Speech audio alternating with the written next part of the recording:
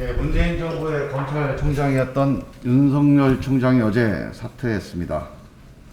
윤 총장의 지난 1년 반을 요약하면 검찰 기득권을 지키기 위해 대통령과의 약속, 국민과의 약속을 저버린 1년 반이다. 이렇게 요약할 수 있습니다. 윤 총장은 사퇴에 변해서 헌법 정신과 법치 시스템이 파괴되고 있다. 상식과 정의가 무너지고 있다. 이렇게 목소리를 높였습니다. 수사와 기소를 분리하자는 검찰개혁안을 그렇게 공격한 것입니다. 그러나 문재인 정부는 검찰의 수사권과 기소권의 분리를 대선 공약으로 내건 정부입니다. 국정과제로 국민에게 약속한 정부입니다. 만일 수사 기소 분리가 헌법 정신과 법치주의 파괴라면 국민에게 그런 약속을 한 정부의 검찰총장을 애초에 맞지를 말았어야 합니다. 윤 총장은 2년 전 인사청문회에서 국민에게 이렇게 약속했습니다. 검찰은 제도의 설계자가 아니라 정해진 제도에 충실한 집행자다.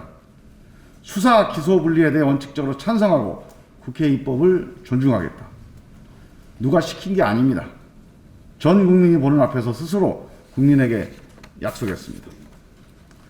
문재인 대통령이 많은 사람들의 반대와 걱정이 있었음에도 불구하고 윤석열 총장을 임명한 것은 검찰 스스로 개혁의 주체가 되기를 바라는 마음에서였습니다. 지난 1년 반 동안 윤 총장은 검찰개혁의 주체가 아니라 검찰 기득권 지키기로 일관해서 대통령과의 이 약속도 지키지 않았습니다.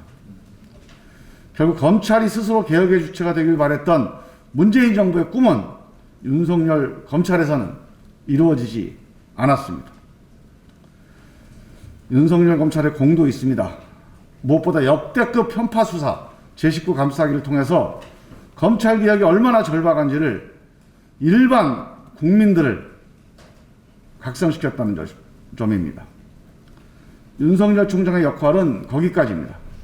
이제 대한민국 검찰은 특권과 반칙의 역사를 더 이상 반복하지 말아야 합니다.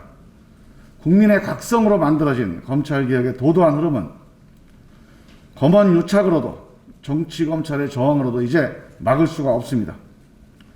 이제 대한민국 검찰은 특권과 반칙의 길이 아니라 공정과 개혁의 길을 가야 합니다. 우리 민주당은 검찰개혁의 길에 끝까지 함께 하겠습니다. 이상입니다.